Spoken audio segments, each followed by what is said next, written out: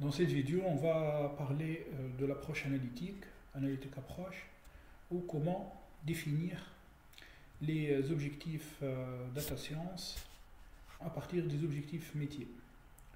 Nous avons parlé de l'étape de business understanding dans la vidéo précédente et un peu de business readiness.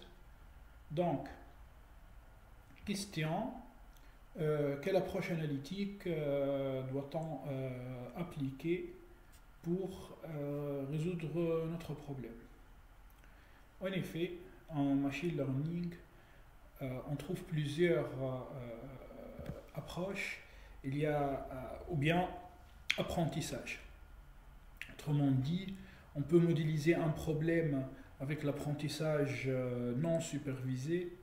On peut modéliser un problème avec l'apprentissage supervisé. Quand on parle de l'apprentissage supervisé, est-ce qu'on va faire une régression? C'est-à-dire avec une variable cible continue? Est-ce qu'on va appliquer une classification avec une variable cible discrète? Est-ce qu'on va appliquer un forecasting, c'est-à-dire une régression sur out of sample, c'est-à-dire dans le cas des séries temporelles? Ou bien est-ce qu'on va plutôt faire du reinforcement learning, traditionnel, ou bien du deep reinforcement learning, c'est-à-dire du reinforcement learning avec des réseaux de neurones? Ou bien maintenant on parle même en fait du self-supervised learning avec les LLM. Je pense que le choix de l'approche analytique dépend beaucoup de notre objectif métier. C'est-à-dire, qu'est-ce qu'on cherche à modéliser? Il faut comprendre qu'est-ce qu'on cherche à modéliser. Il faut aussi comprendre en fait le marché. Et il faut comprendre les techniques que ne relèvent pas du machine learning, c'est-à-dire de l'apprentissage automatique, qui sont déjà utilisées pour modéliser le marché. Si on arrive en fait à comprendre un peu, bon, moi je ne vais pas vous donner en fait un cours ou bien un exposé exhaustif sur ces approches, mais j'essaierai dans cette vidéo, en fait, dans une durée limitée, de vous donner des idées et quelques pistes pour que vous puissiez continuer à chercher dans des livres et sur Internet. Bon, tout d'abord, j'aimerais bien, en fait, j'ai préparé plein de liens, c'est-à-dire un article sur la modélisation d'un marché financier en utilisant le carnet d'ordre, l'order book. Là, l'approche ou bien la modélisation change de manière radicale, c'est-à-dire on peut modéliser le problème comme un problème de compétition entre des traders qui vont vendre, des traders qui vont acheter, c'est-à-dire un produit financier. Et on peut finir rapidement vers des systèmes de Hamilton, Jacobi, Bellman, enfin des systèmes d'équations aux dérivés partiels. Là, c'est assez compliqué quand même. Et là, on peut même, là par exemple, de manière générale, quand on veut modéliser en fait un carnet d'ordre limité, limit order book, on utilise en fait du reinforcement learning ou bien du deep reinforcement learning, enfin c'est dans la littérature. Donc voilà, je vous ai préparé plein de choses, mais j'aimerais bien commencer en fait par vous donner ou bien vous exposer en fait ce schéma qui a été partagé par Tarek El-Mahri. C'est un trader très connu, c'est le gérant d'une salle des marchés assez connue à Paris, Christian de Télédic. Donc voilà, je partage avec vous et je commence à lire. Donc, quelles sont les informations à analyser avant de prendre position sur le marché? Bon, notre projet, il est consacré sur les marchés Forex. mais ces réflexes, ces analyses sur tous ces axes touchent plusieurs aspects, plusieurs domaines. Et on peut en fait les généraliser sur tous les marchés, c'est-à-dire sur les marchés commodities, matières premières, sur les marchés obligations, à crédit, forex, equity, actions, et ainsi de suite, crypto. Ok, donc information à analyser avant de prendre position sur le marché, par exemple, forex. Donc tout d'abord, il faut avoir ou bien comprendre la situation macroéconomique.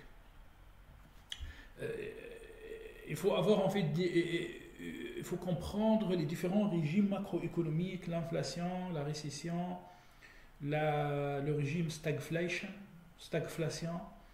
et le growth. Donc ce sont des régimes macroéconomiques à comprendre avant de commencer à prendre une position sur le marché.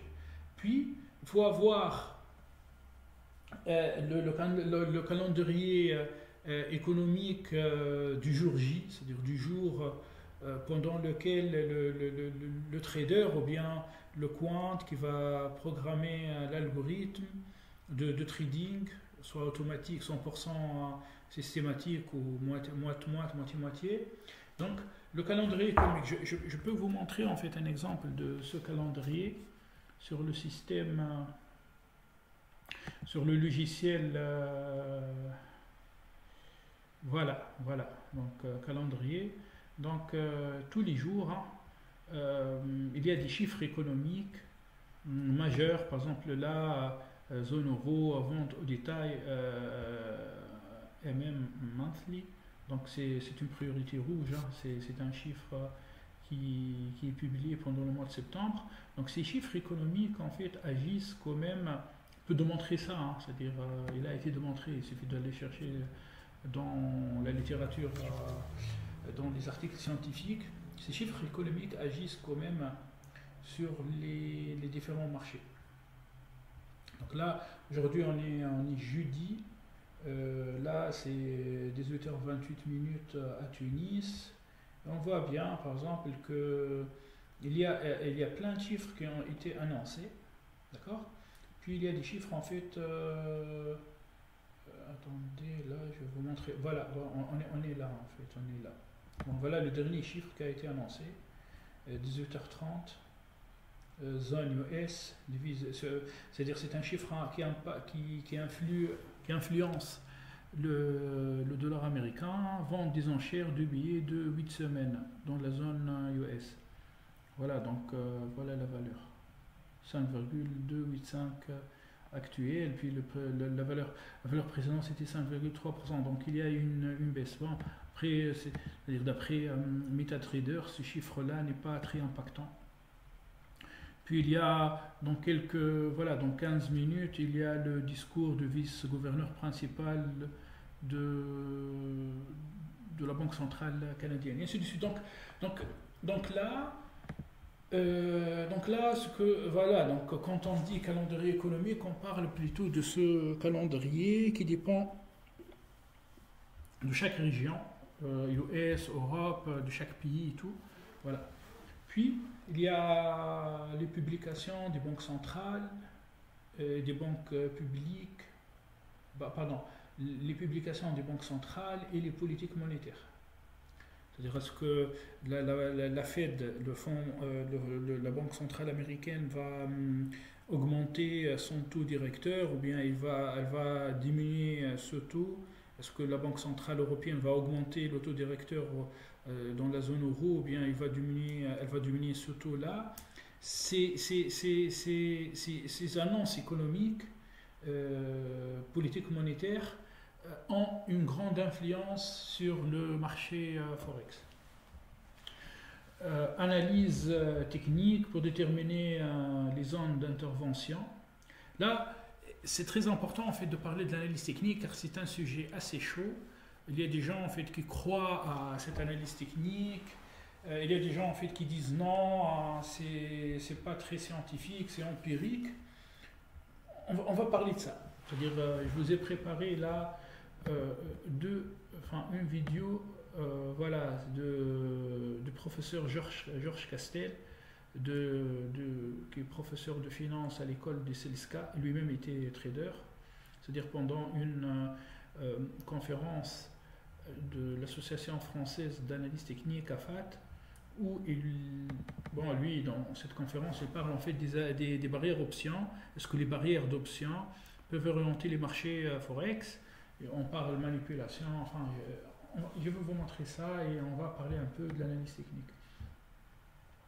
Puis il y a la psychologie du trader, donc bien évidemment, ça c'est pour les stratégies discrétionnaires, c'est-à-dire les stratégies où le trader prend manuellement une position et la ferme manuellement.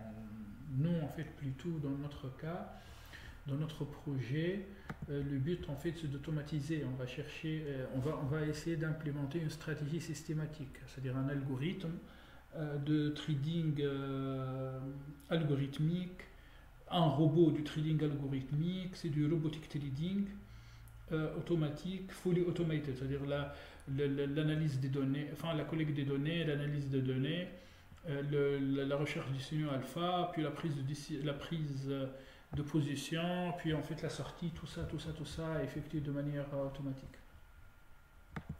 Voilà. Puis les différentes corrélations entre les marchés, puis le sentiment du marché. Question, comment on fait pour déterminer le sentiment du marché? Par exemple, sur les marchés equity US, il y a un indicateur qui s'appelle VIX, c'est l'indicateur de la peur calculé à partir des volatilités implicites. Après,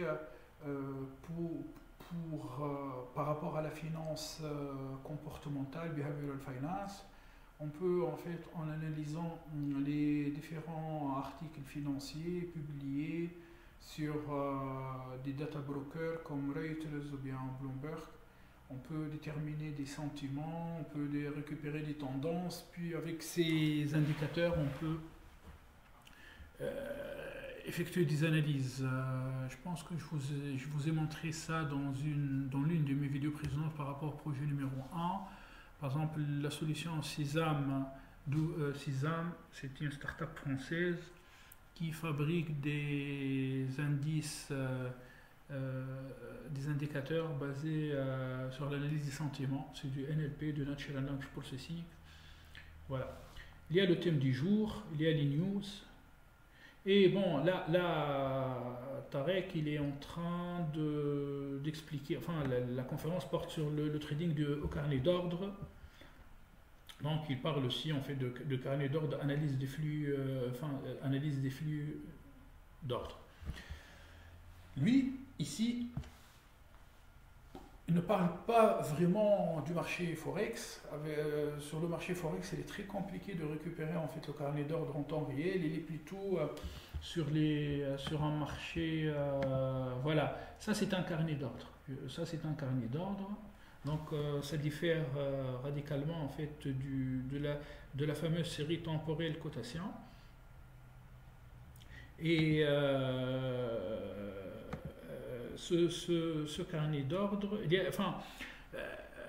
en fait maintenant la tendance c'est que on part, c'est-à-dire on quitte le marché où les intervenants commencent à utiliser des robots traders et on essaie de trouver des marchés où il n'y a pas beaucoup de robots traders. Et en même temps, il y a en fait assez de liquidité pour travailler de manière manuelle en utilisant le carnet d'ordre. C'est le cas des marchés options, par exemple les futurs sur le DAX et les marchés asiatiques. Bon, vous pouvez en fait suivre bien évidemment les publications sur le site de Vidéo Bourse, Crescendo Trading. Qui explique beaucoup de choses en fait sur ce style de trading. Maintenant, question, pourquoi on ne peut pas, c'est-à-dire dans notre projet, on ne va pas travailler avec le carnet d'ordre? En fait, tout simplement, là, tout d'abord, c'est quoi un carnet d'ordre? Un carnet d'ordre, en fait, c'est un tableau comme ça, d'accord? Là, aujourd'hui, en fait, je réalise cette vidéo à 18h35, heure Tunis, donc heure de Paris. Le marché, il est assez liquide, hein, c'est-à-dire là, ça diffère un peu mes vidéos de 23h où on peut atteindre en fait un ou deux pips de spread. Là, le spread, c'est qui porte sur le quatrième chiffre. On est en fait à 0,4 pips en fait de spread. De spread, donc c'est très petit. Hein, le marché bouge beaucoup là. Je suis sur une minute. Donc le carnet d'ordre, en fait, c'est un carnet qui contient les vendeurs en rouge, les acheteurs en bleu. Bien évidemment, les acheteurs vont proposer un prix inférieur. On parle du bid. C'est lui proposé par les vendeurs qui vont proposer un prix assez élevé. Donc on trouve le prix, on trouve le volume. Et attention, le volume en fait mentionné ici dans ce carnet d'ordre sur le logiciel MetaTrader, c'est le volume des transactions effectuées ou pas à partir en fait de ce broker. Donc il ne s'agit pas en fait du volume réel sur le marché interbancaire Forex. Et enfin en fait donc moi je travaille pas en fait dans une grande banque internationale qui bouge vraiment le marché. Moi je suis en train en fait de vous donner ce projet à titre académique bien évidemment. Donc, ce ne sont pas des conseils financiers. Donc je peux accéder à MetaTrader. MetaTrader me fournit ce carnet d'ordre et malheureusement, il est très compliqué. C'est-à-dire, puisqu'on n'est pas sur un marché centralisé. On est sur un marché décentralisé. Donc, le carnet d'ordre ne contient pas toutes les informations. Voilà pourquoi, d'un point de vue, enfin, le but de la vidéo, c'est de parler de l'approche analytique. Comment on va modéliser notre problème. Donc, on va écarter. Je parle en fait, si on ne travaille pas dans une grande banque internationale qui agit sur le marché interbancaire international avec des transactions ayant un volume peut-être supérieur à 1 milliard de dollars, il est très compliqué de récupérer le carnet d'ordre en temps réel. À cet égard, on ne va pas appliquer les techniques de modélisation et les modèles qui sont appliqués sur les carnets d'ordre order book limités ou bien les carnets d'ordre étendus. Voilà. Donc là, par exemple, je vous montre en fait un exemple d'un carnet d'ordre. Hein. C'est la même information. En fait, il y a les vendeurs, sell, et puis il y a les acheteurs. Et nous avons le prix et nous avons en fait le volume. Donc ça c'est le volume, ça c'est le volume et ça c'est le prix. Et donc en bas c'est le bid et en haut c'est l'offre ou bien le ask. Voilà. Vous pouvez en fait consulter ce site-là.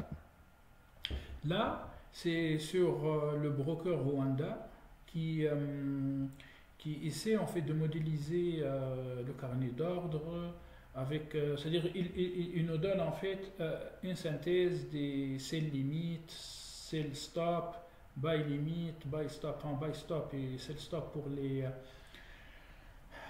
sell stop pour les acheteurs. Donc voilà. Et les sell limit, buy limit pour les vendeurs.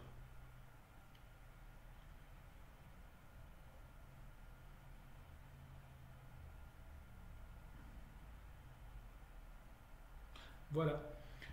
Donc là, on trouve cette notion de carnet d'ordre dans le marché crypto. Là, je vous montre en fait, puisque c'est vrai, en fait, les marchés crypto ne sont pas centralisés, mais ce sont des marchés centralisés par broker. Donc, par exemple, sur Binance, on peut récupérer le carnet d'ordre. Voilà. Ça, c'est en fait c'est un carnet d'ordre plutôt sur un marché equity. Donc nous avons en fait ici les actions, shares, bid, ask. Donc on voit que le spread ici c'est de l'ordre de 50 centimes américains. Cent. Donc là, pardon, 5 cents. À 14,10 et l'ask c'est 14,15 ans.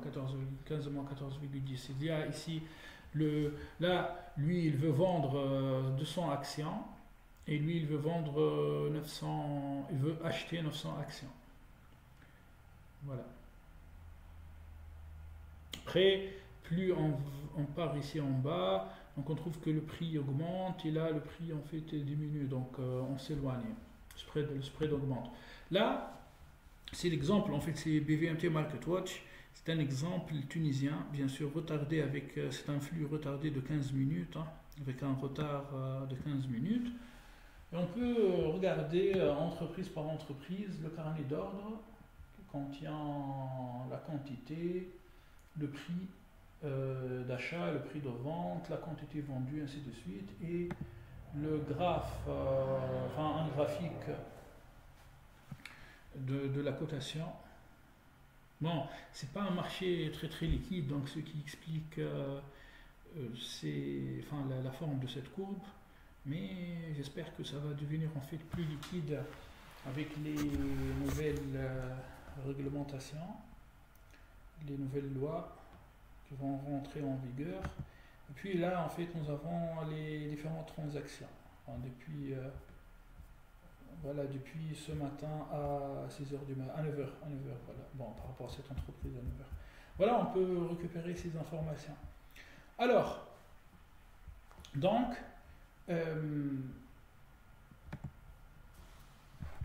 question, est-ce qu'on peut appliquer les modèles traditionnels qui ont montré leur fonctionnement sur le carnet d'ordre? Non. Je parle en fait du marché Forex. Pourquoi? Car on ne dispose pas de l'information en temps réel. En fait, pourquoi je vous parle de tout ça? À un moment donné, quand on va essayer d'appliquer des algorithmes de machine learning, de régression ou bien de classification sur la série temporelle ou bien sur la cotation de l'euro-dollar, il existe en fait une école qui croit à l'efficacité du marché, c'est-à-dire qui dit que le marché il est efficace, il est efficient. Dans le cas en fait d'un marché efficient, le mouvement des prix, le mouvement en fait de cette série temporelle est aléatoire. Donc le prix dépend uniquement de l'instant précédent. C'est-à-dire si on travaille à la minute près, donc ça dépend de la minute précédente. Si on travaille en fait au jour près, ça dépend du jour précédent. Le prix à l'instant I dépend en fait de l'instant I-1, de l'instant précédent. Et là, directement, on va dire, tiens, il est impossible de trouver des patterns historiques qui se répètent, puisque le marché il est aléatoire. Alors, les algorithmes de machine learning et de deep learning, enfin d'intelligence artificielle, qui utilisent ou bien qui se basent sur les données historiques pour trouver des patterns qui se répètent dans l'histoire, dans l'historique en fait de la série temporelle, ces algorithmes ne peuvent pas faire de prédictions fiables. Donc on ne peut pas faire de prédictions. Voilà, c'est ça en fait l'argument principal que les gens en fait, que l'école qui stipule en fait que qu'on n'a pas le droit, ou bien ça sert à rien d'appliquer le machine learning et le deep learning par exemple sur le forex. Bien évidemment, en fait, on peut considérer que le forex est un cas très très compliqué. Après, si on arrive en fait à atteindre des niveaux d'accuracy ou bien on diminue l'erreur, on fait des prédictions avec ces algorithmes, avec du data engineering qui va avec. Il y a un niveau d'accuracy élevé, un niveau d'erreur faible sur le Forex, qui est réputé marché compliqué. Je vais vous expliquer pourquoi. Alors, sur d'autres marchés où des traders travaillent à la main, des traders en fait fonctionnent à la main, ils trouvent des patterns à la main, manuellement, et ben, ces algorithmes vont fonctionner davantage, non? C'est ça en fait mon point de vue. Bon, là, dans cette vidéo, je ne veux pas écrire du code, hein. C'est-à-dire, je suis en train d'expliquer l'approche analytique. Après, vous allez me dire, mais ce que tu dis, en fait, ce sont des histoires. Il n'y a rien qui montre ça. À partir, en fait, de la prochaine vidéo, puisqu'on va rapidement passer, en fait, au data requirements, la collecte des données, data understanding, data preparation, la modélisation. Là, en fait, je vais vous montrer que même sur le Forex, on peut, bien évidemment, je ne vais pas vous donner en fait les features qui font mal, hein, c'est-à-dire je ne veux pas vous donner des recettes secrètes qui permettent en fait de sortir des features sur lesquelles on est en train de travailler. Mais je vais vous montrer en fait quelques features, quelques transformations simples. À partir de ces transformations, on arrive en fait à avoir des indicateurs qui sont stationnaires, des indicateurs contenant des patterns historiques. Et à partir de ces indicateurs, on va effectuer des prédictions sur la série temporelle, par exemple euro-dollar. Et là, on est dans les objectifs data science. Après, pour les objectifs métiers, c'est plus compliqué car il faut créer toute une stratégie, tout un système de trading avec un stop loss. Est-ce que c'est du stop loss fixe, c'est du trailing stop loss, take profit, est-ce qu'on va faire en fait un buy stop? Là, il faut dissocier deux choses. Les objectifs data science, purement prédiction, purement forecasting, et les objectifs métiers, où on va utiliser les outputs de ces algorithmes pour constituer notre stratégie. Voilà. Donc moi, je vous dis tout simplement que,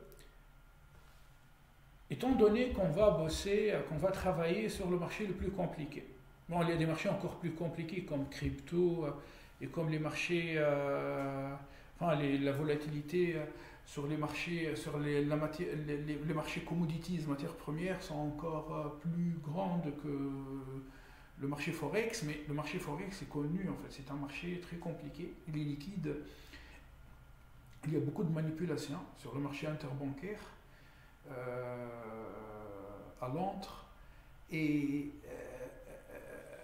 malgré tout ça, on va atteindre en fait des niveaux d'accuracy en fait, supérieurs à 50%. Après, il faut bien sûr coupler ça avec une stratégie. Donc, si nos algorithmes vont fonctionner sur le marché Forex, alors sur d'autres marchés qui sont plus simples, où on dispose en fait de toute l'information, c'est-à-dire au moins d'un carnet d'ordre, et dans le cas d'un marché centralisé, je pense que ces algorithmes vont fonctionner encore plus correctement. Et mis à part les techniques en fait de forecasting ou bien de classification, dans ces marchés centralisés, on peut appliquer carrément en fait la modélisation mathématique qui sort directement des systèmes, des équations mathématiques, Hamilton, Jacobi, Bellman, et puis il y a des résolutions analytiques en fait assez correctes, quoi. Donc là c'est des maths, hein, c'est-à-dire on n'est plus sur des algorithmes où on n'arrive pas à faire basé sur des arbres de décision, où on n'arrive pas à comprendre l'interprétation, on n'arrive pas à interpréter le résultat. Voilà. Donc un mot en fait par rapport à l'analyse technique. Donc je vous laisse en fait écouter ce morceau de cette vidéo. Et effectivement, le marché peut être orienté, il faut l'admettre. De toute façon, ça ne peut pas durer 107 ans. Le marché étant tellement liquide et tellement énorme, 6 000 milliards de dollars jour, qu'on ne peut pas tenir durablement des positions aussi importantes pour préserver des barrières. Voilà. Mais il est vrai.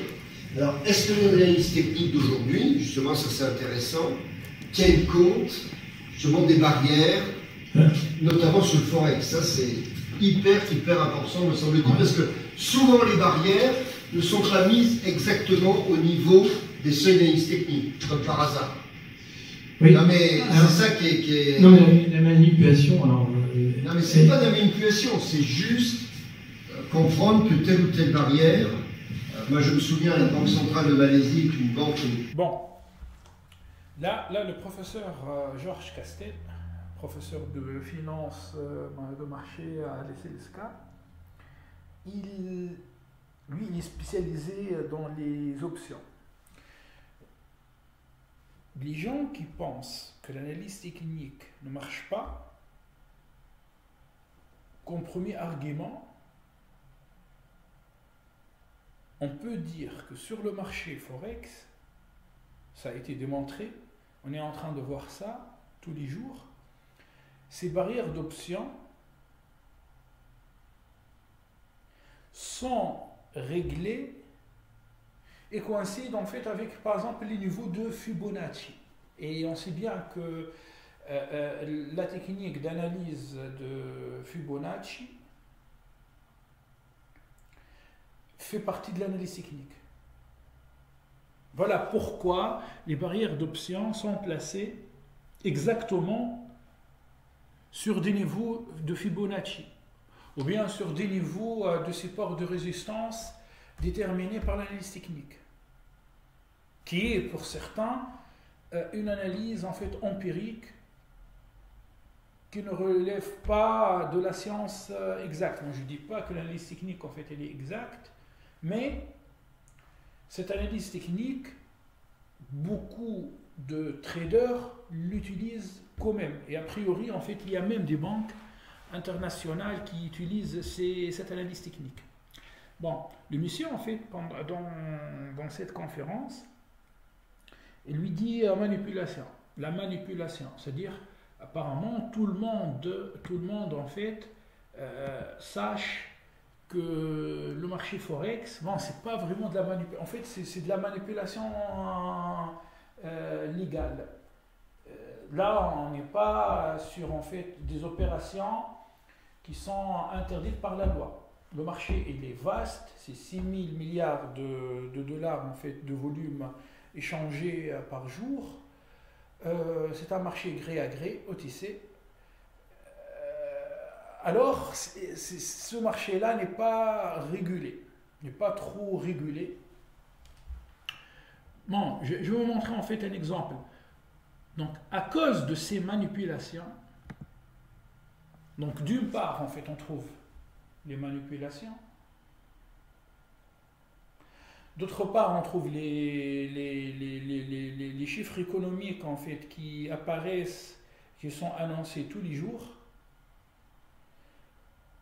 Là, par exemple, comme surprise, bon, je passe en fait à 30 minutes, j'aimerais bien revenir en fait sur au 7 octobre. 7 octobre, est-ce que je peux faire ça? Le 7 octobre. Le 7 octobre. Voilà. En fait, bon, attends, le 7 octobre, il faut que je revienne. Attendez. Mais pourquoi ça bouge beaucoup. Je pense que vous avez vu le gap ici. Allez, le 7 rapidement.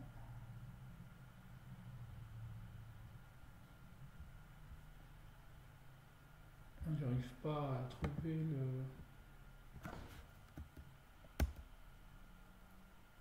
Ah, voilà, là, je parle de ce gap. Le 7 octobre, il y avait en fait le déclenchement de la guerre à Gaza. C'était un samedi. Dimanche, la Banque d'Israël, la Banque centrale, a a annoncé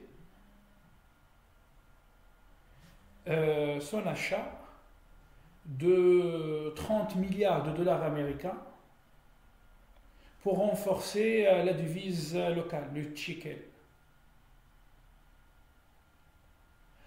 Est-ce que quelqu'un dans ce monde-là a pu prédire le déclenchement en fait de cette guerre? Non. Lundi matin, c'est-à-dire dimanche vers 23h, on a assisté en fait à un gap. Donc là, on parle d'un gap de l'ordre de... Bon, c'était un gap 5,55. Puis là, en fait, on est sur du 8,8. À peu près 30 pips ou plus de 30 pips. Bon, peut-être 30 pips, c'est pas beaucoup, mais il y avait un gap. Et là, c'est un exemple. C'est un exemple, en fait, récent. Donc, c'est un marché très liquide. Beaucoup d'annonces macroéconomiques, plein de facteurs qui agissent sur ce marché. Si on ajoute en fait la manipulation, tous ces facteurs réunis impliquent qu'il est très compliqué d'implémenter des algorithmes en fait de prédiction, ou bien il est très compliqué de trouver des patterns historiques permettant de faire des prédictions. Je sais, ça il faut comprendre ça. C'est-à-dire que je ne suis pas en train de dire là, sur ce marché, que quand on applique en fait des algorithmes de machine learning, je ne sais pas moi, XGBoost, ou bien l'IGBM, ou bien CNN, ou bien LSTM, que cet algorithme va fonctionner à 100%. Non, je ne dis pas ça. Mais, d'un point de vue académique, l'utilisation de ces algorithmes, l'implémentation de ces algorithmes, l'application de ces algorithmes sur ces données permettent en fait à l'apprenant, un ingénieur polytechnicien, un data scientist, informaticien, peu importe, de comprendre de manière très très profonde beaucoup de notions. Après, si on veut passer à un autre niveau, ça c'est une autre histoire. Là, on part vers des choses en prod et ça sort complètement en fait du scope de mon projet, enfin le projet numéro 1 que je propose. J'espère que j'étais clair sur ce point-là. Bon, de toute manière, si vous avez des questions, n'hésitez pas en fait à me donner vos remarques. En fait, là, je vais vous montrer un exemple en fait, des mouvements très rapides sur les marchés financiers. What's going on here? Steve Jobs didn't die. There's no... Là, en fait, là, c'est le 6 mai 2010, pendant le... Je pense que c'était le flash crash, voilà, 14h47 à Wall Street. Et on voit que là, l'action de Apple a subi en fait une baisse très rapide et très profonde dans une durée très faible. No reason for Apple to be falling to zero, Right. and so they start trading, and then I mean the backup and Donc, bon, le documentaire là, il parle du flash crash, ok. Je vous montre ça. I spent all day literally locked away on holiday looking at the British general election. 1053, so 90 handles? That's too much. That's way too much. I was on a conference call with a...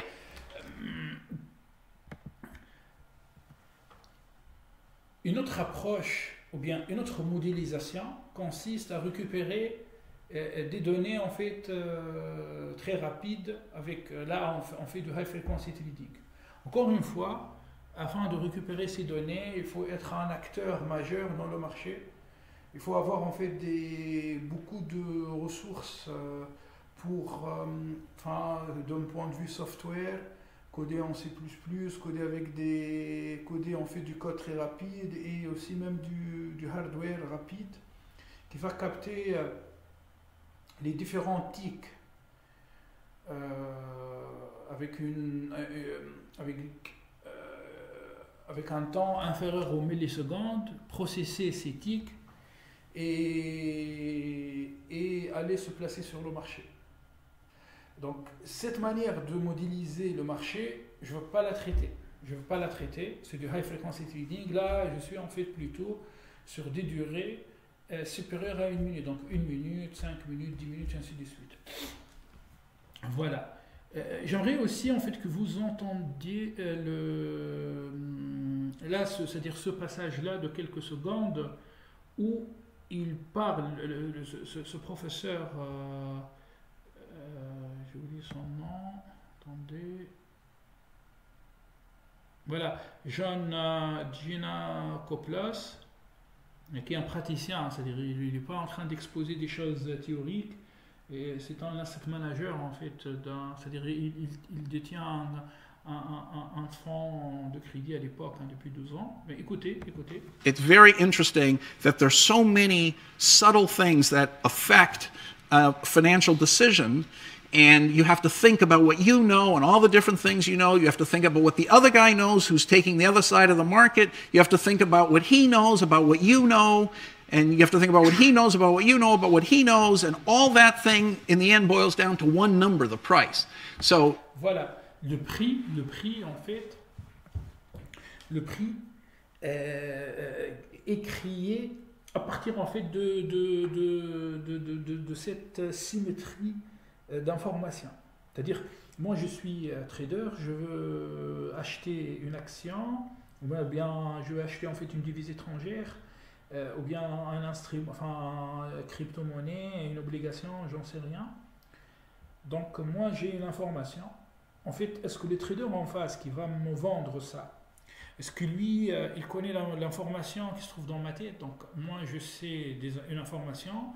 Si lui, en fait, il sait que moi, je sais, c'est un niveau. Si moi, je sais que lui, il sait que moi, je sais, donc je vais changer, en fait, mon comportement. Je vais proposer un autre prix d'achat. Si lui, il sait que moi, je sais, que lui, il sait que moi, je sais, lui, en fait... Donc, là... On converge vers une compétition. Bon, c'est une compétition, n'est pas entre des requins, des sardines, mais entre des traders. Et c'est l'information, c'est la symétrie, c'est la symétrie de l'information, et c'est la symétrie de l'information, c'est une guerre d'information. Voilà pourquoi il est très important à ce niveau d'avoir en fait le sentiment du marché, d'avoir le thème du jour, d'avoir en fait des informations sur les news. Ok, donc j'espère que j'étais clair en fait par rapport à ce point-là. Bon, je vais effacer tout ça parce que ça ne sert plus à rien et je vais garder.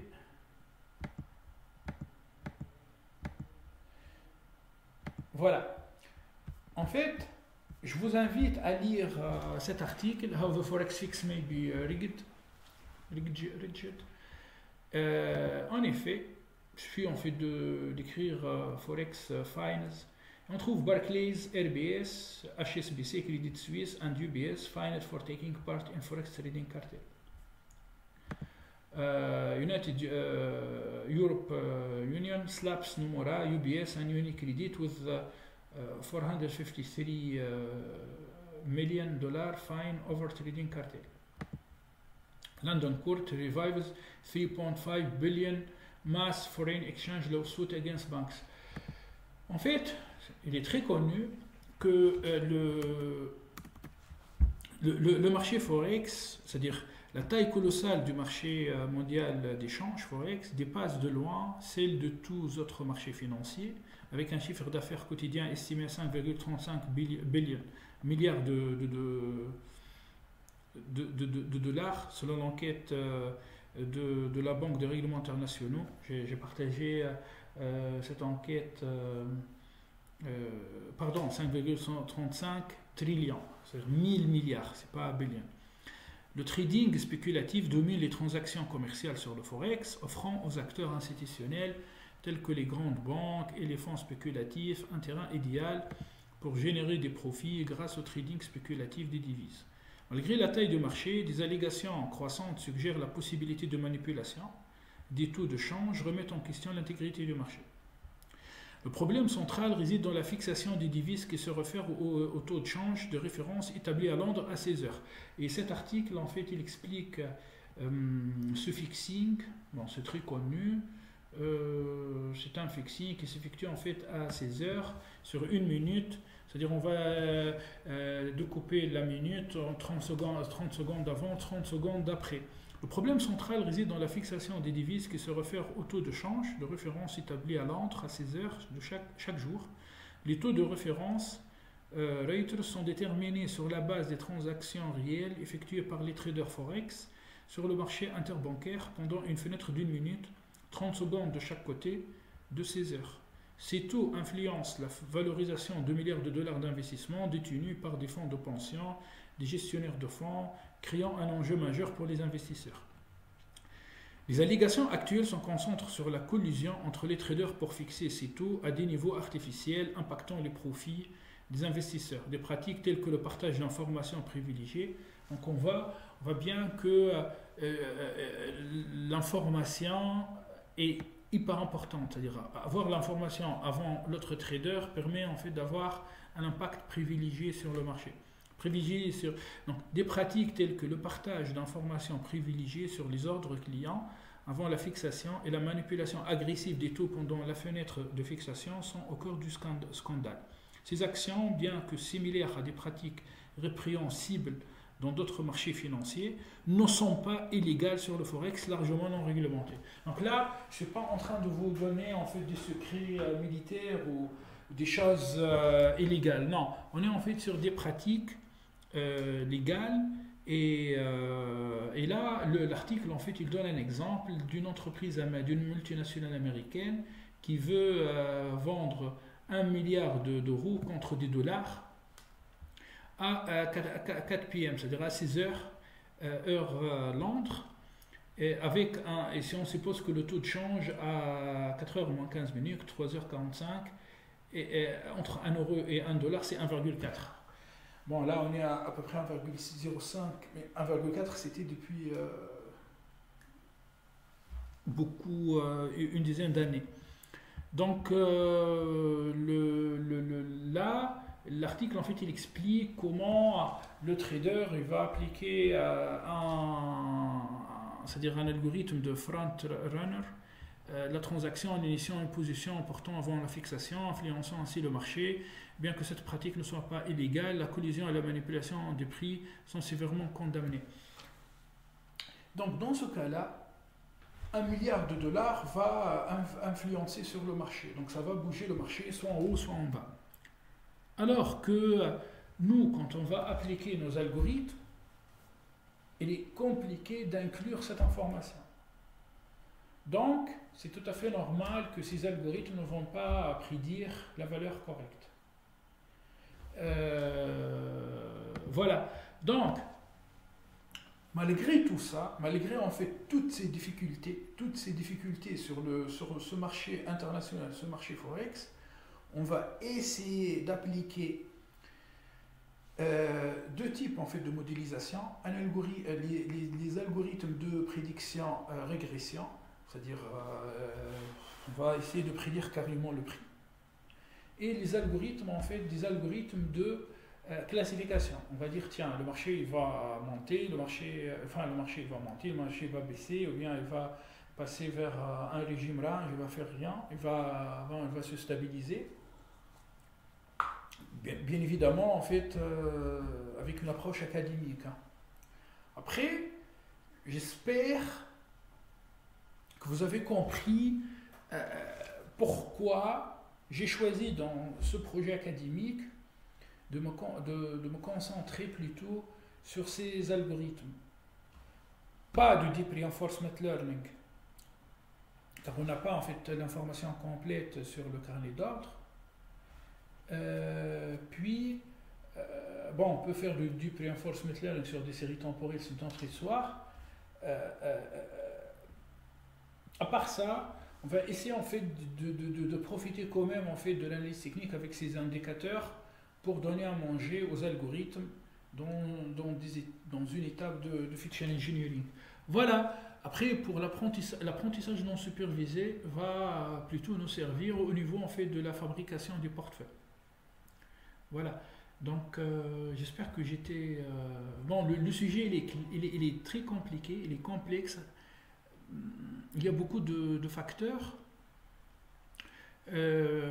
Comme le marché Forex, il est très compliqué. Donc, si vous avez des questions, en fait, n'hésitez pas à m'écrire et à... moi aussi, j'essaierai, en fait, de répondre à vos questions c'est-à-dire en dessous de cette vidéo. Voilà. Et la prochaine fois, on va parler de la cahier de charge data, de la collecte des données, de la compréhension des données. On va commencer à coder.